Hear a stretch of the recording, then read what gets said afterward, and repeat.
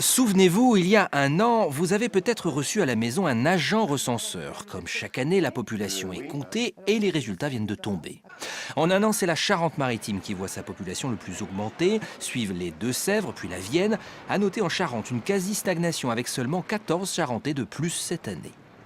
Pour les spécialistes, c'est dans la tendance nationale. La population augmente dans les communes de moins de 10 000 habitants en périphérie des grandes villes. En résumé, les agglomérations grossissent et les campagnes se vident. La croissance démographique est essentiellement due à un excédent migratoire, c'est-à-dire à des arrivées sur le territoire de la région plus nombreuses que les départs. Parce que par ailleurs, le solde naturel, qui est un autre moteur de la croissance démographique, est quasiment nul sur la région depuis le solde moyen depuis 1999 est quasiment nul. La moitié des nouveaux arrivants viennent en Charente-Maritime. Le littoral continue de doper l'immobilier. A l'inverse, c'est pour des raisons économiques, l'est de la Vienne ou le sud de la Charente voient leur population diminuer. Et ce n'est pas nouveau.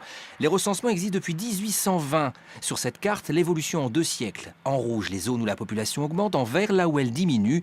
Des constats et des chiffres très attendus. Ça permet donc de déterminer, par exemple, la taille des conseils municipaux.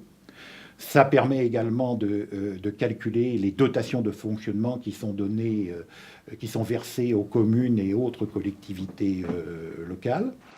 À la fin du mois, les agents recenseurs vont recommencer le porte-à-porte et assurer une nouvelle campagne de recensement comme chaque année depuis 2004. Et cela commencera par un courrier dans votre boîte aux lettres.